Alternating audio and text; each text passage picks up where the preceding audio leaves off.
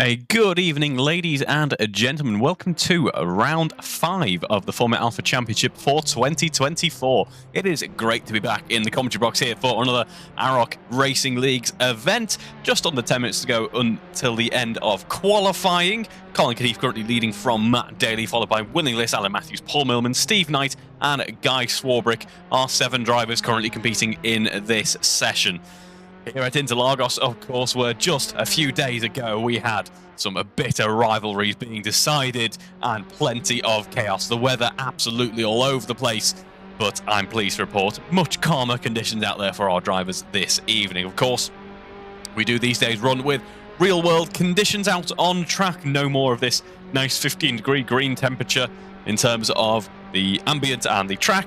Now we've got what it's exactly like out there in the real world. So for now, it is a 36-degree track temperature as well as a 26-degree ambient because, of course, it's the middle of the day pretty much in Brazil. Lovely, sunny Brazil. A bit of a difference to what we've got in the UK at the moment, but let's see how these drivers fare with that track within the final 10 minutes of this session. Now, we're on board at the moment with Winning List. He's set a 134.6 so far. That soft compound tyre ahead of Alan Matthews, who's set a decent time there. P4 with a 135.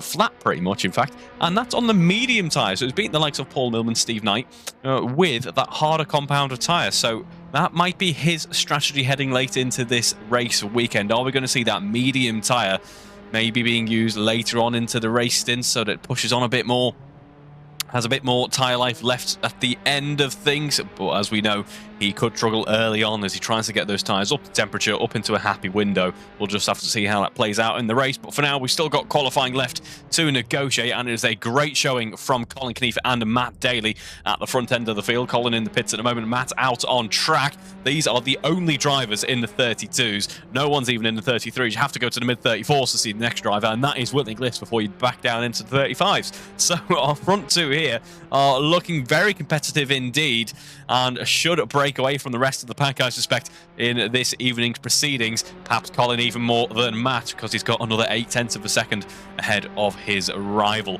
Some fantastic stuff happening in the race and this championship as well as it plays out. Now, of course, it has been a little while since I last commentated in the box. It's been a fortnight because, unfortunately, I missed last week due to other commitments. So apologies for the touring car enthusiasts there. I missed that round out, although I did see how it played out at Interlagos. There was plenty of shunts by the looks of things, so I would have been going mad in the commentary box had I been here. And then, of course, I was here a fortnight ago at Kota when we had the single seaters last out, but well, you certainly would have heard it, but you wouldn't have actually watched it because, unbeknownst to me, and due to a lack of competency in the commentary box, it was a slideshow. The OBS stream appeared to have completely died, so we'll be checking that throughout the evening to make sure that all things are running well. It all seems to be good according to my monitoring on this end, so hopefully that continues on. We've got 5 minutes to go with qualifying, so let's get those issues ironed out if needs be now. But we still see Guy Swarbrick at the moment. Good to see him on camera once again. It's been a little while since he's actually had a chance to catch that as he gets very courteously out of the way of Paul Millman as they head down through the Ciudad del Lago now. And this is a forewarning, by the way, as we head into this race weekend, that there's going to be some pronunciations here, so I do apologise if they're not quite at my best, shall I say. Or maybe this is me at my best, getting pronunciations wrong. Bit of understeer creeping in there for Guy Swarbrick's car as he tried to head on the exit. The S's that actually was before we head through turn 19, sorry, not turn 19 at all, as we head through the second part of Sector 2 is what we'll call it. The guy seems to be battling with some understeer. Hopefully he can get those issues resolved before the start of the evening's races. We'll go back on board with Colin Keneath, though. That 32 flat, that's 32.000. Not often you see that.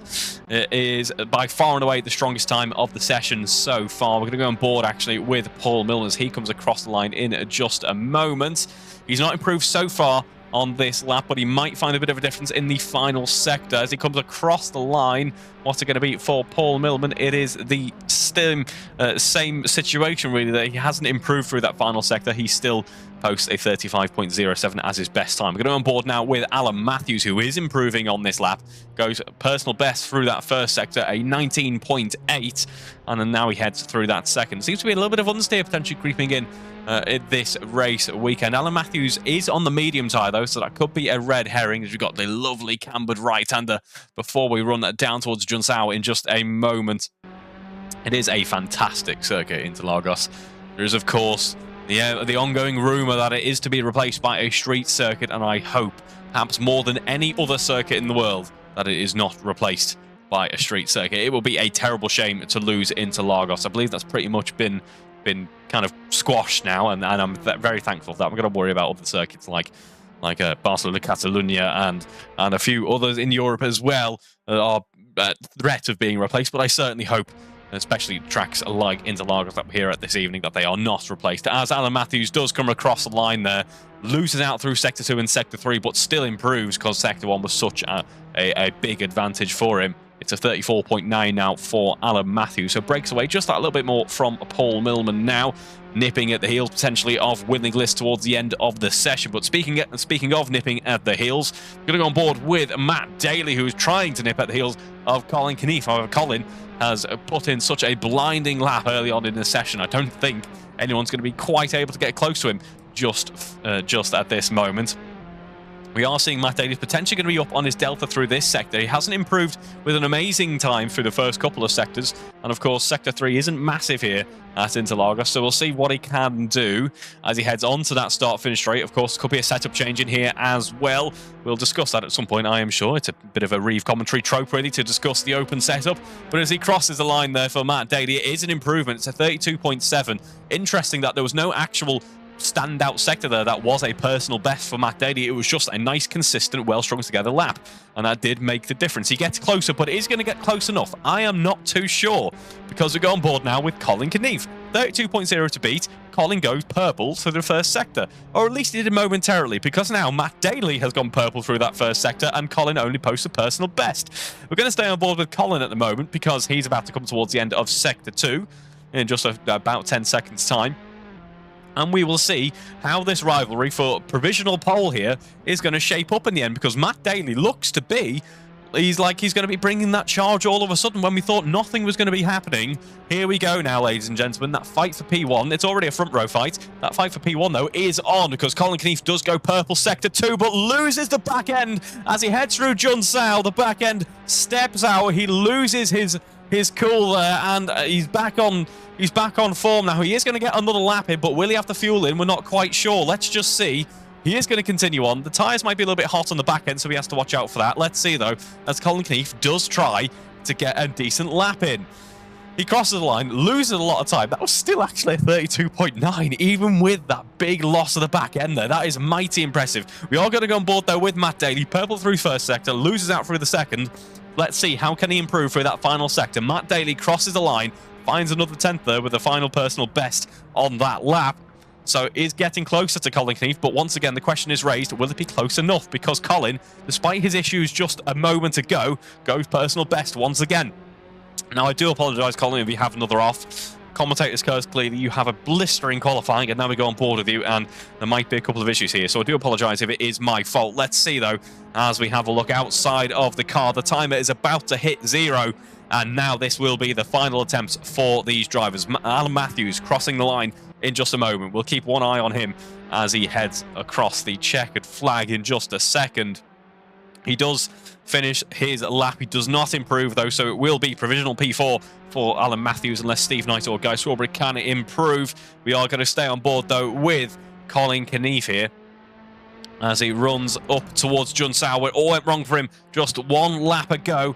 Uses much of the track as physically possible. Back onto that throttle. 1.4 multi-air engine, screaming for everything that it has got.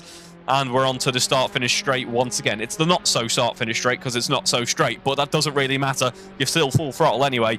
as you come across the line in just a moment. Will it be an improvement for Colin Knief? It is, marginally, and it's a 131.9 for Colin Knief. That is a blistering performance in qualifying from the man with provisional pole.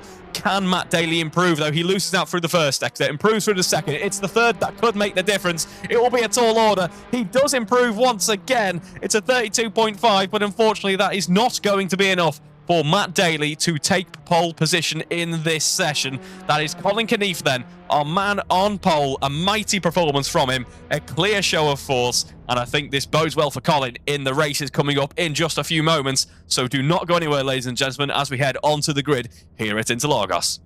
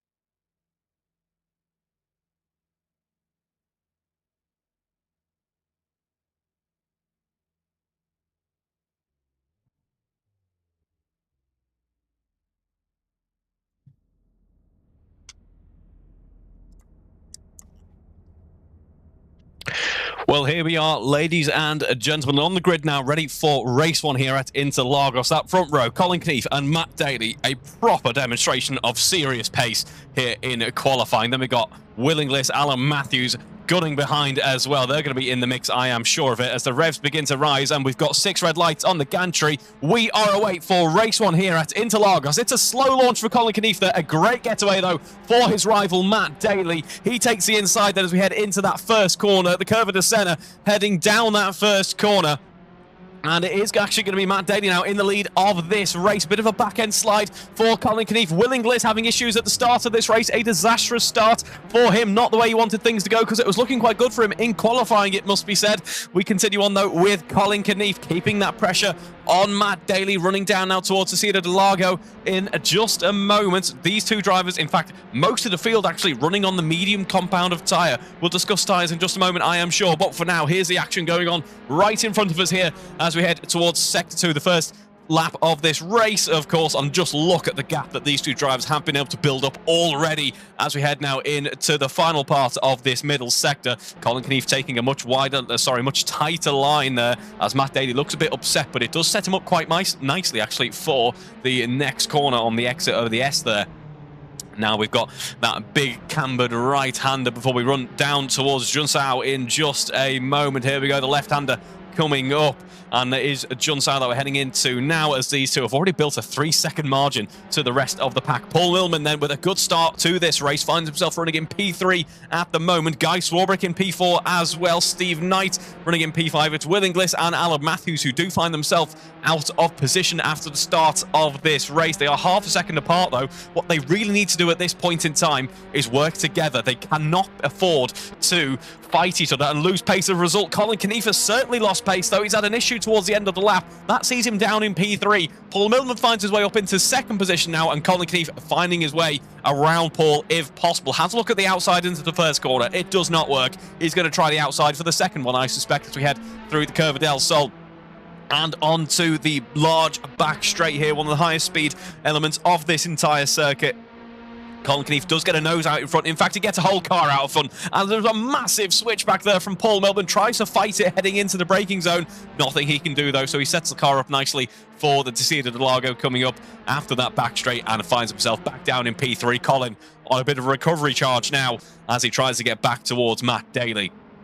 We also saw there Paul Millman having, I was about to say Paul Millman having a couple of issues. It wasn't Paul, it was Guy Swarbrick who dropped back down into P5 behind Steve Knight now. Steve having a quietly good race so far. Just by keeping his nose clean, he finds himself in P4. Now, what I was saying about these two drivers before is they've got to be very careful that they don't overwork themselves and don't find themselves battling each other too hard, because it's just going to cost each other time, really. This is a point in the race where they just need to forget about lap 1, work together, build that gap. Shrink that gap, really, down to the rest of the field and try and sieve their way through back up towards the higher end of the order. Instead, it looks like they're going to be enjoying a bit of a battle, which I'm sure they're enjoying, and it's good to see them having fun out there. But for the sake of their championships, they want to be getting a little bit closer to the rest of the pack, I am sure. Their pace is still decent, it must be said. We'll have a better look at it once we come across the line in just a moment for the end of lap 2. But it's certainly not what it is with the front runners here. Matt Daly seems to be in a bit of a comfortable zone at the moment. He didn't have any type of confidence-knocking issues on lap 1, shall we say. And instead, he was just able to get his head down, was able to find himself ahead of Colin Knief all of a sudden, and now can just focus on building up that gap. On that last lap then for Matt Daly, it was a 33.1. Colin was in 34s, potentially due to lost momentum at the end of lap 1. So we're not going to get a representative idea of his pace until the end of this, the third lap now. But if it's anything to go by, well, sorry, if qualifying is anything to go by, I think his pace could be very strong indeed. So Matt Daly might be enjoying it out there for now, but it's going to be a questionable victory, I think, for a little while, because he's going to be under pressure. And just look in the background, there is Colin Knief already ahead of Paul Millman by 3 seconds, trying to close that 4-second gap to Matt Daly. And I think in a lap or two's time, we could be seeing a bit of pressure mounting on Matt Daly's rear wing. So let's see how that plays out in just a few moments. But we're on board once again with Steve Knight, who we haven't had a chance to go on board with all that often in this season's racing so far, but it's going well for him in race 1 here at Interlagos. He's 1.6 seconds ahead of Guy Swarbrick, who is on the soft compound tyre. Now, I'm suspecting that that is a set of tyres that they've decided not to change, or forgotten to change, rather, from qualifying, because the softs, I don't think, are going to quite have the longevity that the drivers would like heading into this race. The hard tyre is also being utilised by Willing Bliss. He's currently running in last position. He is out of place, of course, owing to the start of the race, but that is also a bold choice. He must be feeling that that medium tyre mustn't have the life left in it towards the end of the stint. So we'll just have to see. What this does afford Willing Bliss, though, is the opportunity to pretty much go guns blazing, balls to the wall, if you will, absolutely full chat. He can just do that on these tyres, and he probably needs to this early on to try and get a bit of temperature into the tyre. And he can just basically cruise the car. I say cruise. He can just not have to really focus on tyre management in this race. So we'll see if this plays out for him. It could work very well, especially later on. What he was probably banking on was defending a bit and keeping a few cars behind. That isn't going to be the case. He's going to have to try and push on and get ahead of a couple of cars in front of him. But still, it'll be interesting to see how that plays out for the second race. Let's go back on board then with Colin Knief. He is currently running in P2. 3 seconds is that gap to Matt Daly. It was 4 just 1 lap ago. In fact, pretty much to the dot as we get ready to head through Junsao in just a moment.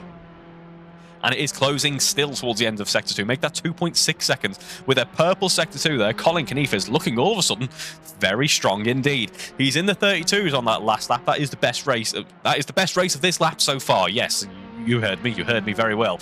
But we're going to come across the line in just a moment and see what Colin Knief can do on this lap. It's 2 purple sectors so far. It's going to be another one here, I suspect, and it is indeed. It's a 32.6. That is a blistering time there from Colin Knief. That pretty much matches Matt Daly's qualifying attempt up until his very last lap. So that is a real show of strength, a real show of pressure being mounted from Colin Knief towards Matt Daly. Matt Daly must know and must be getting to already having a brief look into his rear view mirrors and seeing what is going on behind him, because he's probably not going to like the sight of it, really, because it's going to be the sight for black and orange liveried Colin Knief. It's a very infamous sight if you are a frequent participant in the AROC racing leagues, to see the black and orange liveried car just hunting you down, really. And I think we might be seeing another case of that here in this race, as Willing Bliss does get ahead of Guy Swarbrick. We'll see what caused that. There's a fairly big delta on Guy Swarbrick's end, so I suspect perhaps a bit of an issue. We'll see what that was in the end. And hopefully if there are any issues, he is able to get them rectified and is able to carry on. But that is P6 now for our man on the hard compound tyres. He's doing his best to keep up with Alan Matthews, and it must be said, doing a very good job of it indeed. We saw Alan on the medium tyres in qualifying, and I thought, out of anyone, if you're going to go for the harder compound, it would have been Alan in the races. But he's deciding probably to use the qualifying as a bit of a practice session, if you will, to learn a bit more about the medium tyre, which could pay dividends, especially later on. But Willing Bliss is keeping pace with Alan Matthews at the moment. He is lapping, in fact, a 1/10 of a second quicker at the moment. Will be doing that on this lap, maybe not, probably because of that brief meeting with Guy Swarbrick, but certainly doing it on the last lap. So I suspect Willing Bliss could be a bit of a thorn in Alan Matthews' side later on into this race. And speaking of thorns inside, Colin Knief versus Matt Daly. The fight continues on, and now the delta is actually now down to less than 2 seconds here in this race. So the fight is very much being brought back. If you'd asked me after qualifying with that dominant display over one single lap, I would have been not have expected this at all. But it was a great start to the race from Matt Daly. He absolutely nailed that launch. These cars are not the easiest to launch, in fact. Of course, got that single clutch. If you're in a real version of it, it would be that paddle clutch on the back of the steering wheel. There might be a couple of fancy sim rigs in this session that are simulating that. But just like in the real world with a paddle clutch, in sim racing, you don't get much clutch feel, really. There are some, again, very fancy rigs that might be able to offer you that, but for the most part, no one has a genuine kind of bite point to feel or what is going on in the car. And trying to launch with no bite point a sequential gearbox-equipped 1.4 multi, which is not known for its low-down torque, can be quite a tricky thing. This car is not the easiest car to launch, so even our best drivers are often caught out by it sometimes, and our best drivers are putting on a good show for us this evening. Just over 15 minutes to go in this race already, and Colin Knief is only just over a second behind Matt Daly now with that impressive lap time there, 32.7. Near enough makes no difference, 1 second faster than Matt Daly. That purple sector for Colin Knief on the last lap as well. So we're going to get ready for a fight here in just a moment, so do keep your eyes peeled for that one. Paul Milburn, meanwhile, is having a great time out in this race, it must be said. Interlagos seems to be, from what I recall over the past couple of seasons, a fairly happy circuit for Paul Millman. Seems to have good memories from what I recall, at least. I could be completely wrong there. And Paul seems to be running well here as well in the 35s at the moment. He is matched only by, in fact, Alan Matthews on that last lap. He is third fastest out in the field so far, as is reflected by his track position, and is in a comfortable spot at the moment. No pressure from behind, but isn't really too focused on what's going on out in front of him. Has a nice bit of clean air to lap well in. As Alan Matthews has had a bit of an issue here, was briefly ahead of Steve Knight, now finds himself off the circuit, is now side by side with Steve Knight as we head up towards the Ferradura right-hander, is having further issues as well, and you could see that coming from a mile away. Oh, disaster for Alan Matthews and Steve Knight there. Steve Knight, a complete passenger, really. Finds himself in the dirt and over the curbs there, does Alan Matthews. Tries to rejoin, I think, as safe as he could, but the car was out of control. He wasn't really in control of what was going on.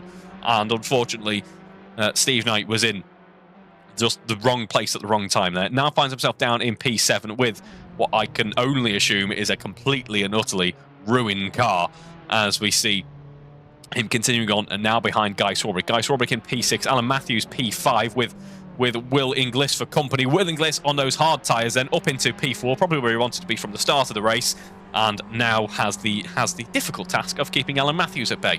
It should be noted that Alan probably does have some damage on his car following that incident. Doesn't look too bad. The suspension seems to be okay, and it's a great run actually down the start-finish straight for Alan Matthews as we go side by side then, heading into that first corner. Just about dipping into the distance is Will Inglis, but he is going to have the inside. Who's going to go late on the brakes? Oh, that was very close indeed for Alan Matthews. It was actually a great camera angle to see that from. It seemed to be a bit of a lock-up or something wrong with this chassis on the car.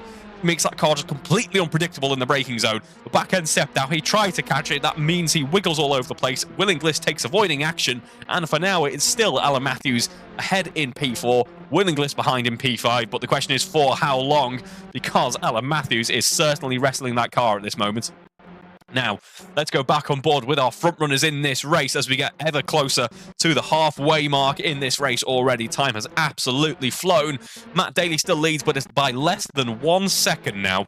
Ladies and gentlemen, Colin Knief has done a mighty stint here trying to close up towards our man in yellow at the front end of the field, and has in fact closed up. Is going to benefit ever so slightly from a slipstream. These cars aren't the aerodynamic masterpieces that Formula 1 cars are, so slipstream might not be quite as powerful, but certainly still very useful indeed, especially with the relative low power of these cars. It's a great engine, of course. Not that I'm biased in any way, shape or form. You know, the 1.4 Multia, as seen in the likes of the Giulietta and the Mito Quadrifoglio. Fantastic engine, but not perhaps a traditional race engine. Of course, it is used, I say it's not a traditional race engine, it is well decorated and storied for its use in plenty of racing cars, perhaps most recently and most infamously with the Formula 1 Academy and W Series championships with that Formula 4 style chassis and that infamous 1.4 Multi-Air engine, and it's used in many other championships as well. I do believe Guy Swarbrick has had an incident. He has had an incident. Will he be able to rejoin ahead of Steve Knight? He should just be able to, but he does have no front wing now. So that is going to be a little bit tricky for him. And in fact, it's going to be even trickier because we've got some rallycross going on now. That is not an ideal position to be in for Guy Swarbrick.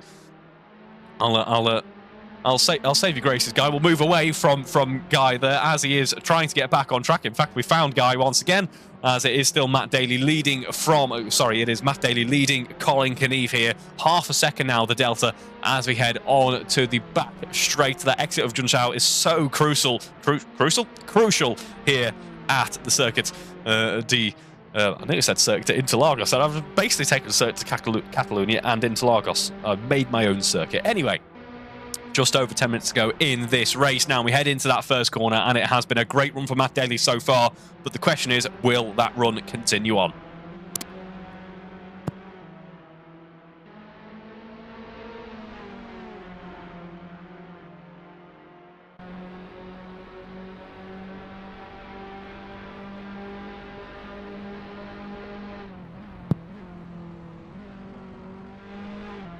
That half-second margin then still persisting. Colin Knief actually slightly slower through the first sector there, a 19.4 compared to Matt Daly's 19.3, and that margin looking close once again. But I think Matt Daly could have something up his sleeve here in terms of defense. Let's see now as we head into the S, the right-hander, as it gets a little bit technical through the middle sector here. And there is some traffic to contend with as well. It is Steve Knight up ahead, running in P6 at the moment.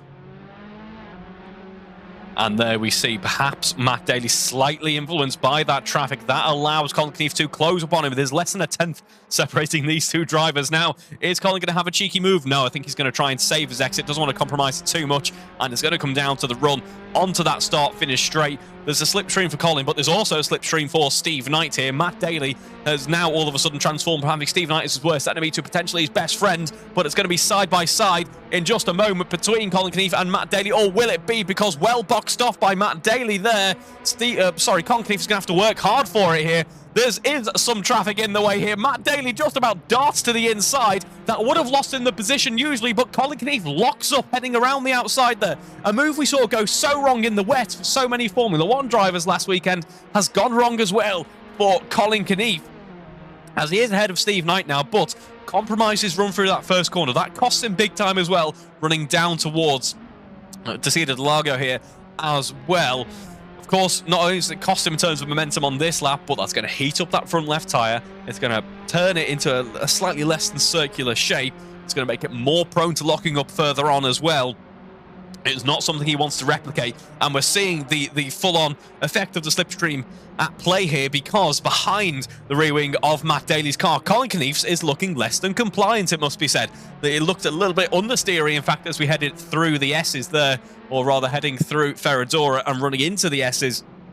The car looked like it didn't quite want to play ball under braking. Just think of how much load is going through the car at that point. It is trying to keep itself on the ground in terms of, just running in a straight line. You've also got the added load of the front axle trying to turn the car, and then you're braking as well. There is so much that the car and the aerodynamic platform is trying to do at that one point, that when you've got a bit of slipstream in effect as well, it becomes really quite difficult for the car to manage. But Matt Daly there has a bit of a twitch at the back end. I don't think the car is looking quite compliant for him either, because that loses him momentum now. They're going to be side by side. Once again, it's going to be Colin around the outside. Gets a nose out in front, though. Who's going to be later on the brakes? Matt Daly with the inside here should have a good defensive line. He does. He takes the inside for the second corner as well. But here is Colin Knief with a great run, potentially for the left-hander onto the back straight now. Let's see, as it's going to be very close. It's too close to call, in fact. Into that slipstream goes Colin Knief. Outside for the Interlagos coming up in just a moment. A great run, but it's going to be a question once again.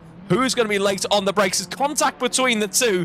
Colin Knief just about kisses the rear end of Matt Daly's car. They do continue on. It's a half a second margin once again, which if you'd asked me a few laps ago, I would have said, yeah, seems pretty normal, but this is a great battle so far, ladies and gentlemen. The front end of Matt Daly's car then biting into the right-hander. Colin Knief's looking a bit more compliant this time around. And we do head through the S's once again. Let's see how these two fight it next time out. There's 6 minutes to go in this race. At this point is usually when we might see, occasionally, if tyre wear is low, a bit of a resurgence in pace. I think tyre wear is going to be a bit too high here at this circuit. So while the fuel load is getting lower, the tyres are going to be no longer at their best. And of course, let's not forget, our two drivers at the front here have been going pretty much full pelt the entire time. They have certainly not let off, and those tyres are, despite how skilled these two drivers are, probably not in their best condition. Of course, being a good racing driver isn't just going flat out everywhere. It's trying to manage the car as well and look after your race, really.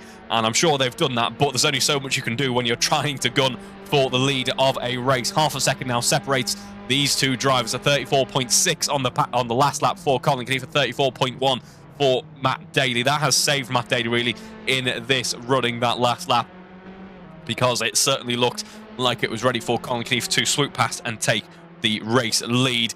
But I get the feeling that the fight is going to be on once again in just a moment as we run down the back straight towards Interlagos once again. And Colin Knief takes a slight step back this time as we get ready for the final 5 minutes of this race.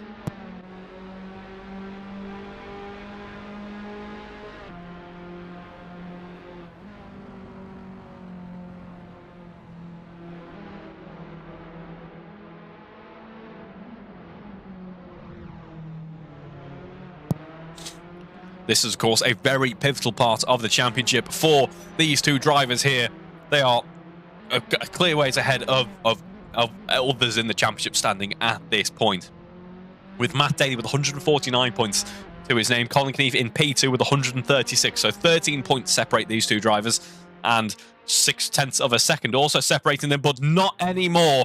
That gap has expanded massively. Do you remember one season ago when in the single seats it all went wrong for Matt Daly on the last lap of this race, and it was due to the commentator's curse really after a formidable drive? Well, it wasn't on the last lap, but it was a formidable drive for Colin Knief.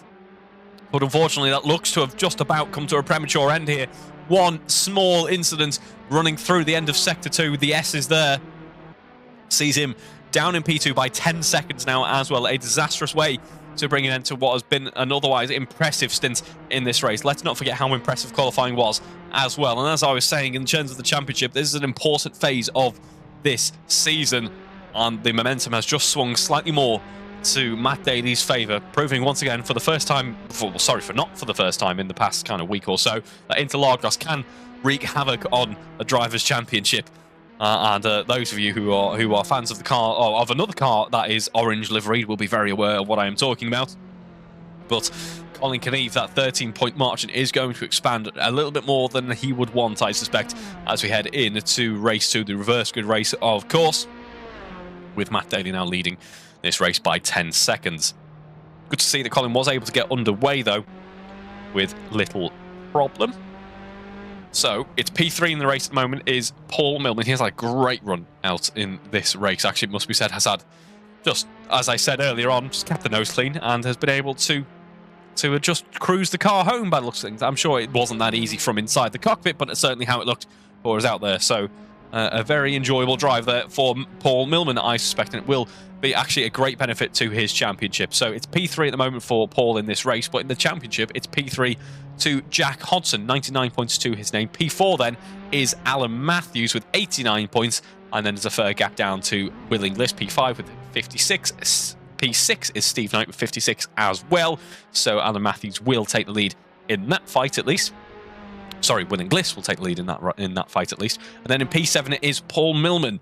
So this will be a very beneficial race to Paul's championship. Will race 1 here at Interlagos, as he will jump ahead of the rest of his near rivals. We've also got P8 Alex Smith, 38 points to his name, and P9 Paul Brady with 26. Now this will also mean that Guy Swarbrick is able to jump onto the championship standings as well in this race, so that'll be nice to see as well. Just over 2 minutes to go on the clock in this race. It has absolutely flown by with a fantastic drive from Matt Daly and Colin Knief. Unfortunately, one small slip up on this part of the circuit, and you can see why there. Just like how loaded the car is, the amount of energy the car is trying to contend with, and the car is all over the place, really. And now the tyres are completely dropped off, I suspect. Let's have a look at the pace. But yeah, the cars are not going to be the lovely, enjoyable machines they were midway or early on in this race, or in qualifying as well. On that last lap, it was a 34.2 for Matt Daly. It's looking to be a 34.7 as things stand, although it seems to be improving in the final phase of the lap. So Matt Daly is really just going to be focused on nursing the car home now, I suspect. Now he's got a nice margin to the car behind. He doesn't need to force any errors. There should be no reason to. Been a bit of an imperious drive for him, really has kept Colin Knief at bay, did not crack under that pressure, and can now focus on trying to cruise the car home. This looks to be that this will be the penultimate lap of this race now. And what a race it has been. It only bodes well for the reverse grid race as well. Interlagos never disappoints, really. It's always a good race at Interlagos.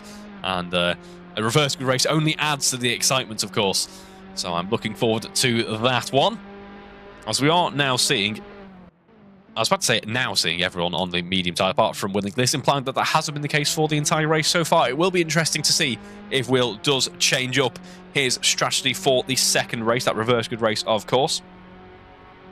And how things will look for him after maybe a swap in tyre compound. Who knows? He might decide that the hard is still the best for him. He just hasn't quite had the pace that I suspected that he could have in the later phase of this race. He's at the moment lapping in the 135s, mid 135s, which, to be fair, is better than his nearest rivals. Paul Millman 37.8, Alan Matthews 37.5, So Will does have that extra pace, but let's not forget that Alan Matthews does have a little bit of damage to contend with as well. That earlier shunt with Steve Knight.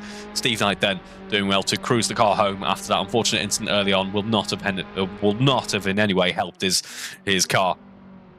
Really, as we head now towards the end of this race, Colin Knief does close up the gap ever so slightly, but it is not going to be close enough. It was 10 seconds. It is now 8 seconds, as we are, in fact, on the penultimate lap of this race. Onto the start-finish straight, then, for what will be the final lap of this race. What a race it has been for the man in yellow here, Matt Daly, championship leader, with a great drive as well. It didn't quite look like he would have the measure of Colin Knief after qualifying because, well, Colin was really just in a league of his own. I mean, these two, to be fair to these two drivers, were pretty much in a league of their own anyway. They were in the 32s, and everyone else was in the 34s, maybe trying to get a bit closer to 33s, but other than that, not a lot that the other competitors could do. And when it looked so good and so ready for Colin Knief to just take another easy win, it has been Matt Daly who was able to respond to it. Now, I am going to have a quick look at Will Inglis. I believe he's had an incident. He has had an incident that has affected his front wing. It's affected his pace as well. He's been off the circuit. He is able to rejoin, but crucially for him, he's down in P5 now. That is not where he wants to be. I am sure of that. He loses a few points relative to Alan Matthews, and let's see if he is at least able to bring it home in P5 and get ready for the reverse grid race. But hopefully, for the sake of the man who has led this race from start to finish, that will not be the case for Matt Daly, because it has been a great drive so far, and it would be a shame to spoil what has been an incredible display here at Interlagos. As I say, did not lead in qualifying, but has certainly showed that he means to lead this race from the get-go with that great launch and then a fierce fight against Colin Knief. It will be Matt Daly who brings it home onto the start-finish straight with little competition in the end. He did not crack under pressure when others might have. He weaves across the line in celebration. It is a race 1 victory for Matt Daly. An incredible drive there. One he'll be proud of, I am sure. That certainly did not look easy. That is by no means an easy fight there. Colin Knief then comes home in P2. Commiserations to him. It was a great drive, really. An impressive show in qualifying as well. Just unfortunately, that one small incident has cost him big time in this race. It was a great battle as well. So thank you to both of those drivers who participated and made it so fun. But Paul Millman, who's had such a good drive the entire time, has not put a foot wrong, has looked so ready to take the podium, is cracking under the pressure now. He's running in P3, he's run in P3 for so long in this race, but now is struggling to get it back underway, is spinning around on the infield. This is disaster for Paul Millman. Oh, my heart goes out to you, Paul, as he tries to get the car back underway, is struggling on the grass. It looked to be an easy podium for Paul Millman. Instead, a driver who was last at the start of this race now finds himself that hard compounder tyre could be working out, I'm sure he's thinking now, because he finds himself in P3, back onto the start-finish straight, ahead of Paul Millman. It all went wrong for Paul on the last lap. Rounding out the podium, it will be Will Inglis. I did not have that on my predictions in this race.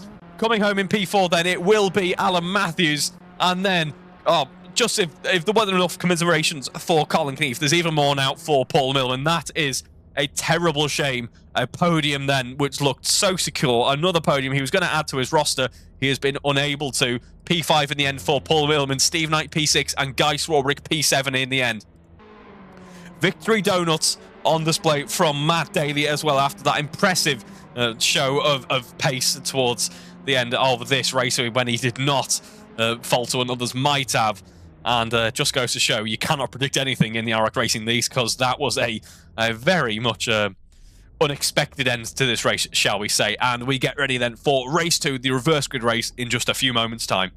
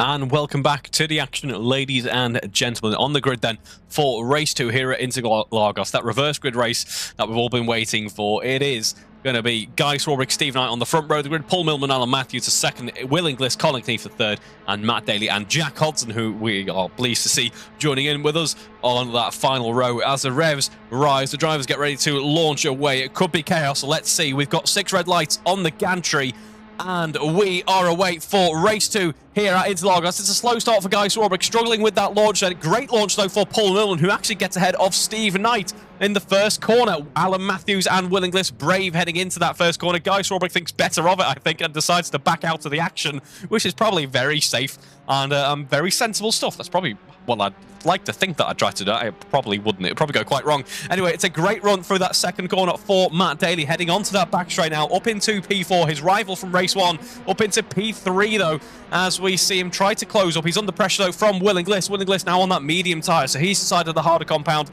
boots weren't for him. He's gone for what everyone else is running with at the moment. Paul Millman has actually gone for the hards. I wonder if he feels that instant late on in the race was to do with his tyre compound. Maybe his tyres just didn't make it to the end and he was struggling with what he had on his wheels. So let's see if this works out better for him this time around. It is Colin, though, into the lead of this race already. A fantastic lap 1 for Colin, much better than race 1's lap 1.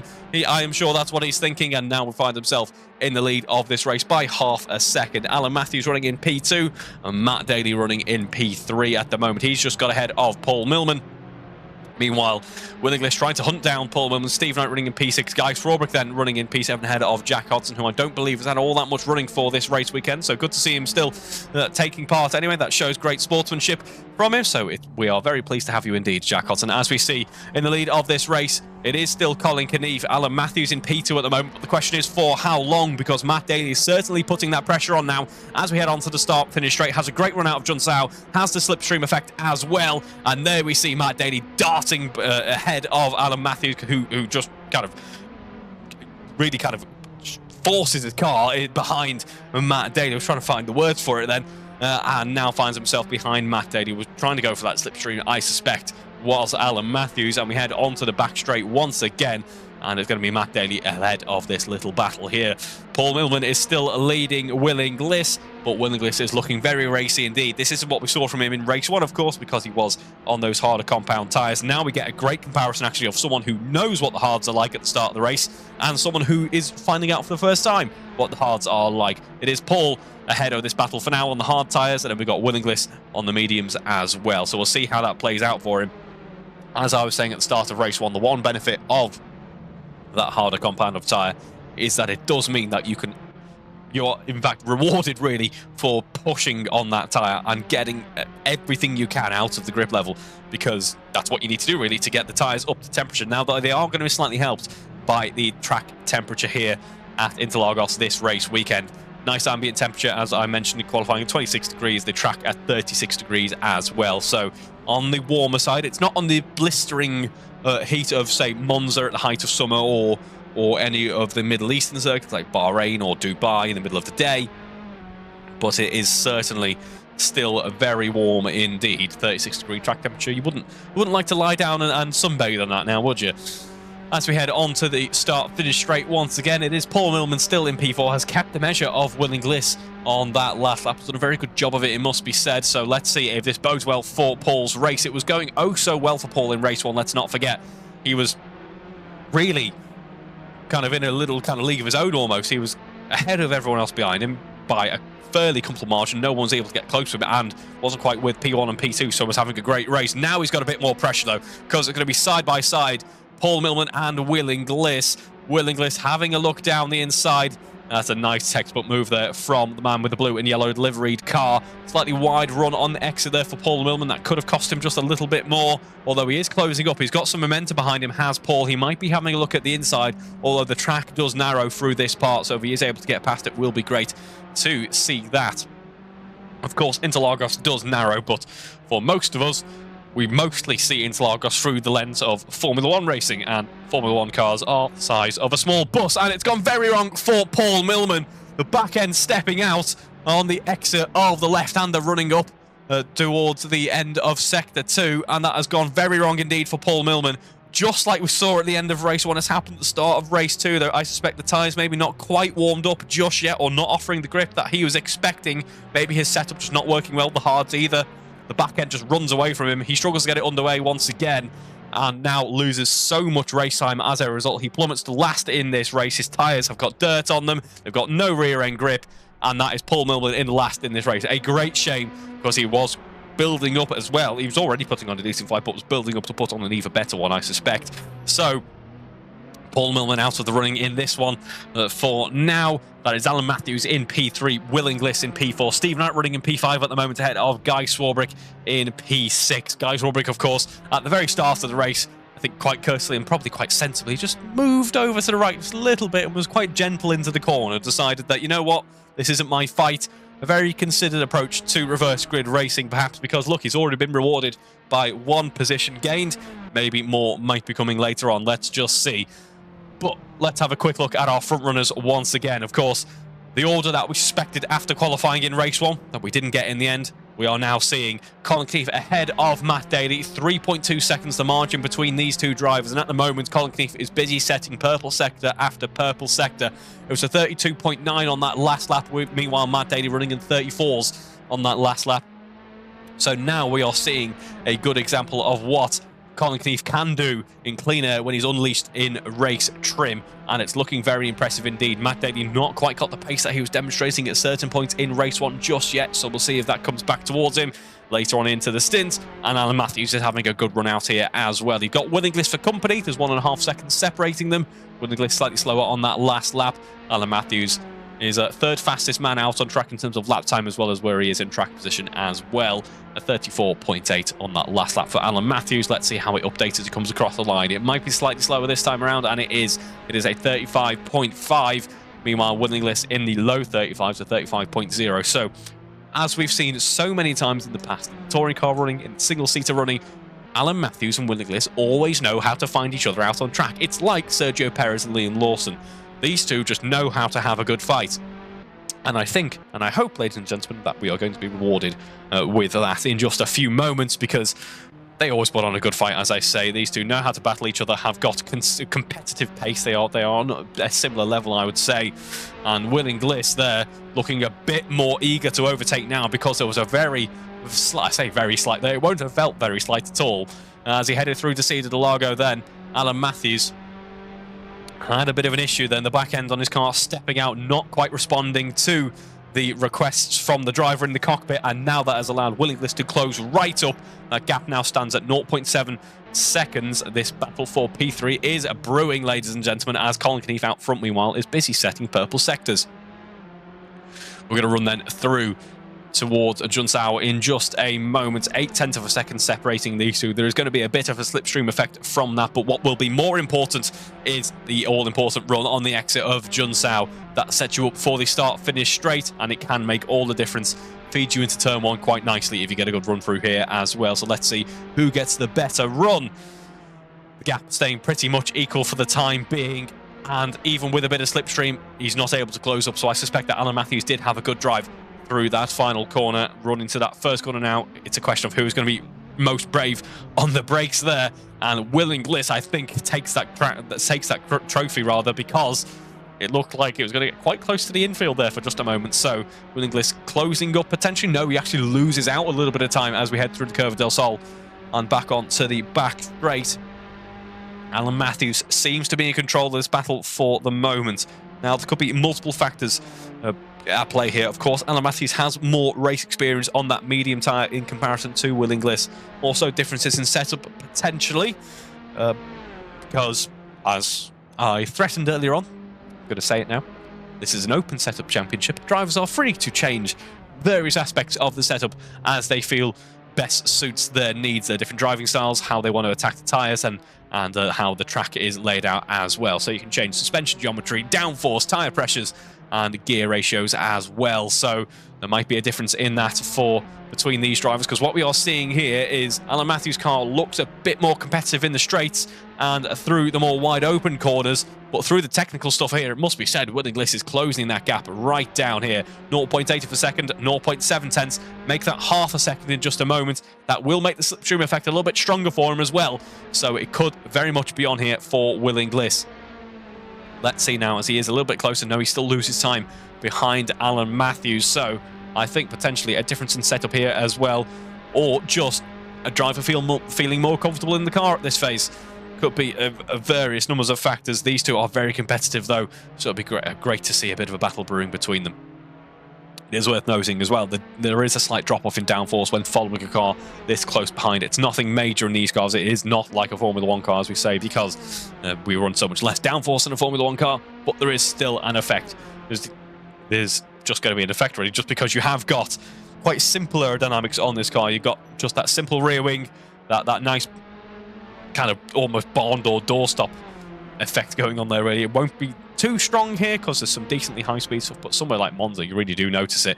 And the front wing as well, not all that complex, and there isn't any massive kind of floor area or barge boards on these cars, but there's still a very enjoyable car to drive nonetheless. And it certainly is the case for Willing Bliss as well, because he has closed up that gap to Alan Matthews. The gap now stands at half a second between these two drivers, and it looks like it could be on this battle now between Willing Bliss and Alan Matthews.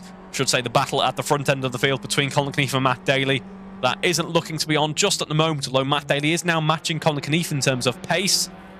Doing a very good job of it. It's not quite as close as these two are as we head through Junsao and on to the start-finish straight. Pretty much side by side is Willing Bliss. He's not going to go for that slipstream because he does have more momentum. No, he is going to go for that slipstream, but thinks better of it because it is getting very close for comfort there as we go pretty much side by side now on that first run down towards the centre left-hander.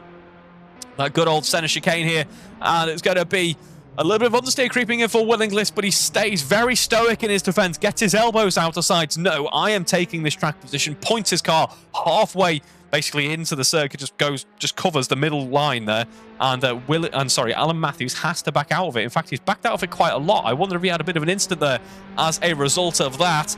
Either way, that margin seems to have built up rather substantially, so that's a shame to see. Hopefully he can close up. That front wing looks damaged as well. I don't believe there was any contact, but hopefully that incident wasn't really drawn on by the manoeuvres between the two drivers there. And hopefully he's able to catch back up is Alan Matthews. So Willing Bliss up into P3 for the moment. Of course, he did take P3 in the previous race, that rather unexpected podium finish because of Paul Millman's misfortunes in race 1. And he's on course to do it again is Willing Bliss.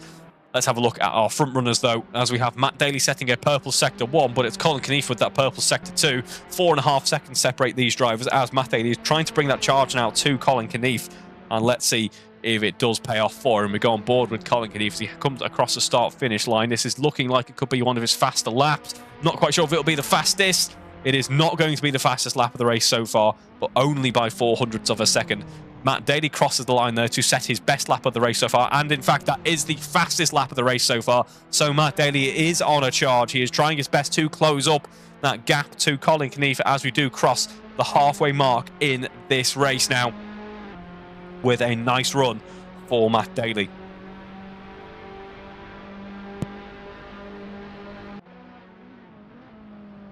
Let's have a look further down the field then. We've got a bit of a battle brewing between Steve Knight and Guy Swarbrick. Running in P5 at the moment is Steve Knight. Has had another good race here. Running in P5 for a little while is potentially under pressure from Guy Swarbrick. We'll just have to wait and see. In terms of their best laps at the moment, Steve seems to be slightly ahead of Guy at the moment by the tune of about 0.04 of a second. Steve, 35.9 his best. Guy, his best being a 36.3. And they are pretty much neck and neck in terms of the pace on the previous laps. At 37.4 for Steve Knight, and a 34.6 for Guy Swarbrick. Guy does have the benefit of a bit of slipstream, both on the medium tyres. We haven't had a look at these two too much so far this weekend, so let's see how this battle does shape up. Meanwhile, at the front, I should add Colin Knief still extending that lead. Paul Millman in unfortunate position really in this race, given his earlier incident, and then we've got Willing Bliss, who's got a bit of a clear margin to Alan Matthews as well.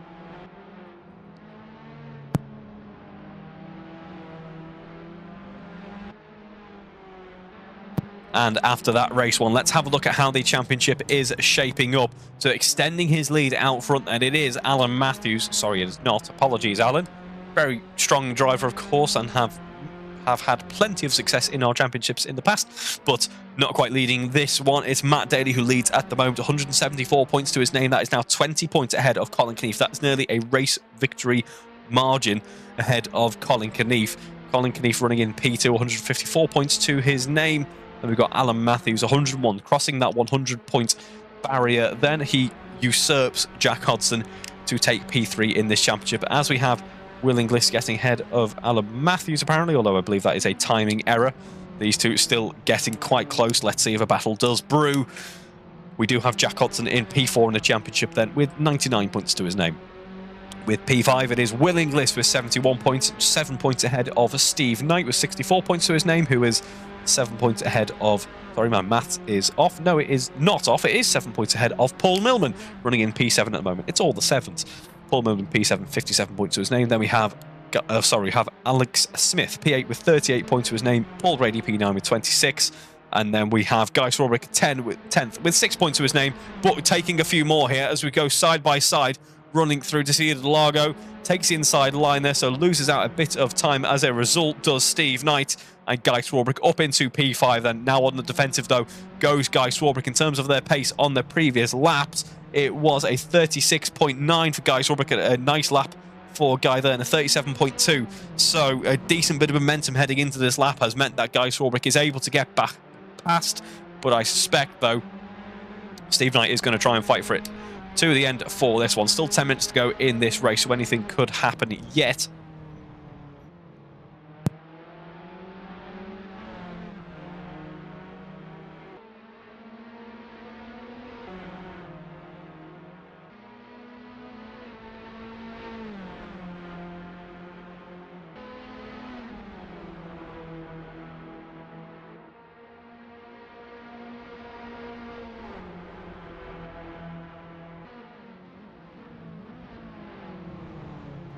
Here we are then, heading into that first corner. The margin less than half a second as these two drivers did so, putting on a great show here. Great battle as well.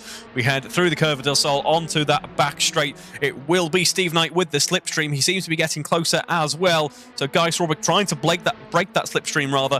And now he needs to pick his line in to the left-hander coming up to see the Interlagos. Some great some great corner names here that I'm absolutely butchering. Slightly wide though. Goes Guy Swarbrick over the curbs. That doesn't upset the car, but might cost him a little bit of momentum potentially. He seems to have recovered from it quite well, though, it must be said. Meanwhile, Steve Knight dropping back ever so slightly. We'll see if he can make up that difference heading through the more technical part of the lap. Sector 2 come up here. The back end swaps around, and that car looked rather scary, actually, just with how much eagerness the car just decided to completely escape him there. And that is Steve Knight, unfortunately, out of the mix in this battle for now, at least. We'll see, though, with 8 minutes to go, if he can pull anything out of his sleeve, really, here.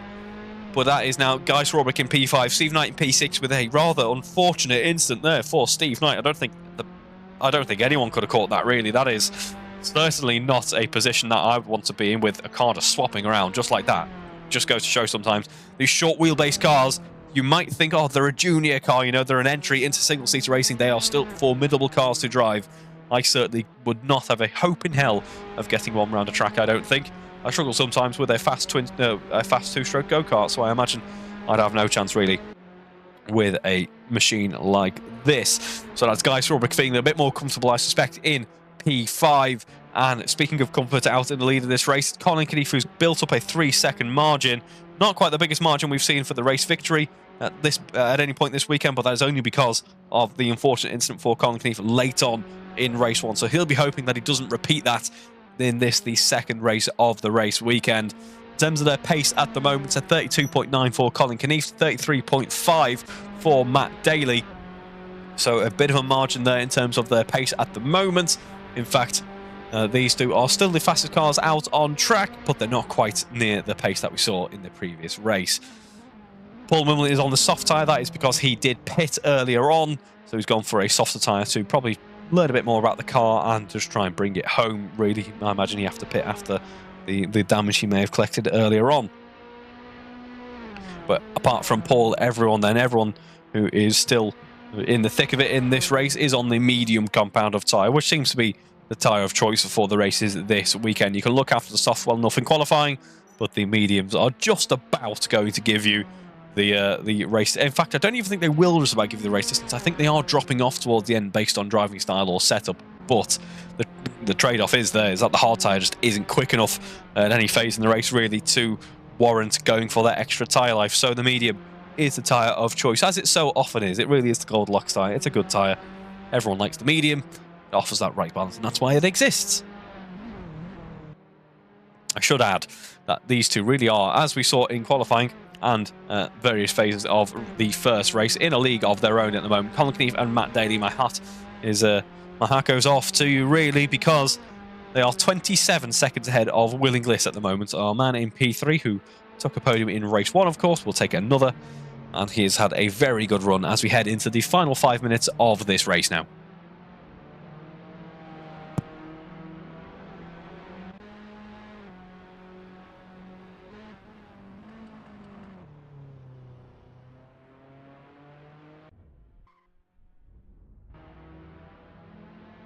Another unfortunate incident for Paul Millman there.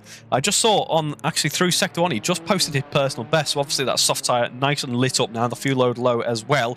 It's the life left of the tyre. So he was getting ready to push on and potentially set a decent lap here. Unfortunately, that effort has come to an end. So we'll see him recover, of course, but he just further cements his position in P7 at the moment. A great shame, because he was showing real flashes of brilliance in this race. Had an absolutely fantastic drive through race 1 right up until it all went wrong at the very end of the race on that final lap. That must be, it was certainly gut-wrenching to watch. I can't imagine how it feels from inside the cockpit. And then, of course, race 2 not going his way either. So Paul Millman, unfortunately, a race weekend to forget here at Interlagos. Colin Knief then certainly not wanting to forget it with that brilliant qualifying demonstration. It didn't work out in race 1, but it looks to be going well for him in race 2. So we'll see how things shape up very shortly indeed.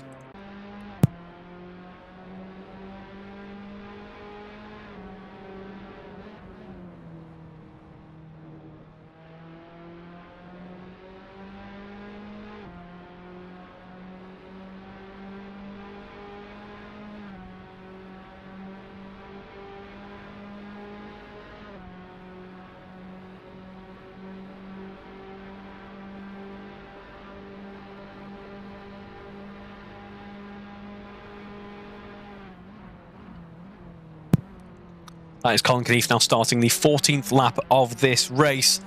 It is a very short circuit indeed, and this is one of those circuits where the delta in terms of pace between a Formula 1 car and the Tartus multi-air powered car isn't actually quite as large as you would suspect. Now, that's partly helped by the fact that it was raining quite a lot of the Formula 1 race weekend, but in the clear running that we did see, probably about 20 seconds margin, which is, as a percentage, quite a lot, but it's still not all that much when you consider the multi-air engines producing around like 200 horsepower in this trim, and the Formula 1 car has 5 times that number with all the added downforce, ground effect, the hybrid unit, the very special Pirelli rubber, and all of the extra equipment here. So these races here in the AROC Racing League with our venerable 1.4 multi-air unit are doing a mighty job, it must be said. I think they are putting on a great force here. Some great times we've seen, especially in qualifying as well, from Colin Knief, as the back end just seems to be stepping out on him ever so slightly now. I think we've entered that phase of the race now where the tyres are pretty much at the end of their life. They've given all they can, and now they are ready to be taken off the car, I think, as we head into the final 2 minutes on the clock now. It's just been a case of trying to nurse the car home for Colin Knief at this moment in time. We do go on board with Will Inglis. Will Inglis, of course, with that surprise podium in race 1. And, well, I'm not going to say I'm a genie and I saw into the future, but I thought Will Inglis could be on for a podium here. That hard tyre is an outside strategy. It's a bold one, but it might be one that works. Now, he did end up on the podium, but it was not anything really to do with the tyre strategy. It was misfortune for his rivals, and we've just seen some misfortune there for Steve Knight. Has a bit of a tank slapper, spins around, is able to get back underway, but that is not the way he wants to try and bring the car home. He will not be under threat from Paul Millman in this race, but still, he's just made that car a little bit less enjoyable to drive. That front wing taking on a fair amount of damage from that incident there.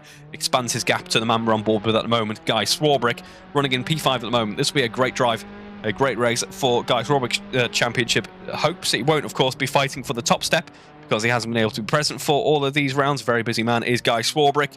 We do thank him for all the work he puts in for the AROC Racing Leagues, but he could still take a couple of positions in this championship from this race weekend, or potentially the upcoming race weekends over the final 6 weeks of this championship. It's round 5 that we're coming towards the end of already. Only a few more to go. It'll be round 6, round 7, and round 8, and that brings us to the end of the single-seater season, and in fact, the H2 2024 season as well. It has absolutely flown by, as we will be approaching the... I'm not going to say the name of the holiday yet, because it feels too early, but, you know, we'll be around, you know, that time with the presents and the eggnog when we come to the end of this championship. And not only are we coming to the end of this championship in that period of time, we're also coming towards the end of this race. This will be the final lap of this race that we're on at the moment, as Colin Keneath crosses the line, or just about is unable to cross the line rather, before the timer hit 0. Paul Millman has an issue there. It looks like he's damaged his front wing, but he is able to carry on. Guy Swarbrick then running in P5. We're on board with him at the moment.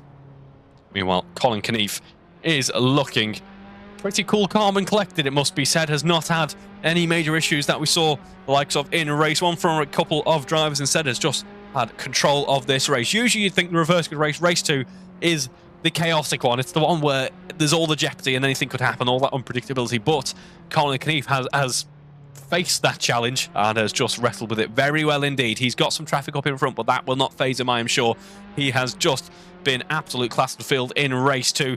That show that we saw from him in qualifying has re-emerged once again here in race 2. As we head through the end of the second sector, we've got just to see the Interlagos. Sorry, no, we don't. We've got Junsao just to negotiate now on this lap before he goes wide open throttle for one last time in race trim. Colin Keneath then has risen to that challenge. There was a threat from Matt Daly, but Colin Keneath says, anything you can do, I can do just that little bit better. And now we see pole in this race weekend. Race 1 P2 in the end with that disastrous end, but it's going to be race 2 victory for Colin Keneath as he crosses the line and takes the checkered flag. No, he doesn't, because that was apparently not the final lap, even though it said final lap. Never mind. Ignore everything I just said. We are now on the final lap of this race. I do apologise for that one.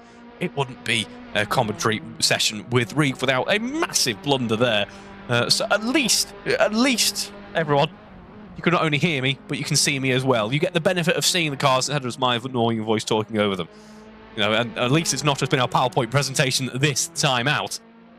As we are going to head through Sector 2 then, for, would you believe it, the final time in this race. I know that might not have been mentioned yet, but this will be the final time that Colin Keneath does head through to the second sector on this race. That technical second centre with the lovely cambered corners there as we head through the S up the hill once again before we've got that nice drop in elevation, which can upset some cars, especially when the tyres are looking slightly worse for wear. And these tyres are about a lap more worse for wear than what we thought they might be, because this is definitely the final lap of this race now, as we head through Junsao for definitely the last time. For definitely the last time we jump onto that wide open throttle once again.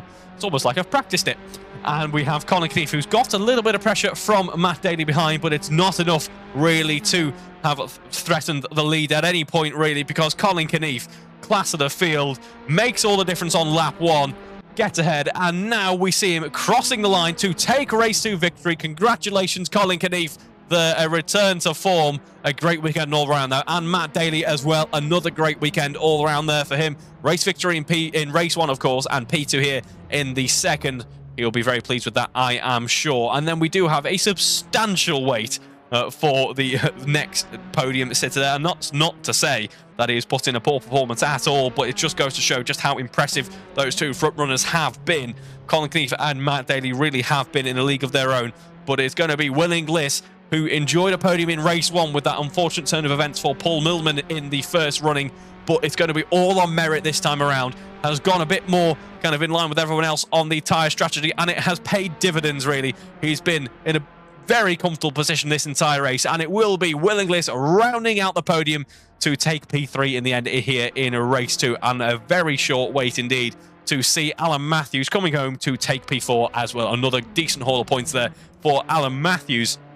And speaking of decent hauls of points, wasn't even on the championship standings heading into round 5 here at Interlagos, but now will find himself creeping up to the likes of Paul Brady and those in P8 and P7 as well. P5 in the end for Guy Swarbrick. He'll be pleased with that one. I am sure it was a great drive for him.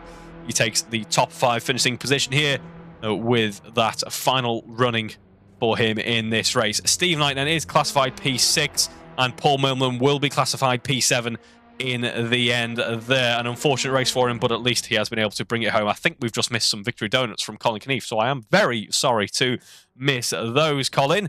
But maybe we might see some from Matt Daly. No, we're going to miss them from Matt Daly as well. So I've been too late for the victory donuts. I am very sorry about that, but it has been a great evening of racing nonetheless. I hope you've enjoyed watching it as much as I've enjoyed commentating on it, and we will see you in a very short time indeed, in a fortnight's time for the next single-seater action and in a week's time for the touring car racing as well. So from me, it is a thank you very much for watching and a good night.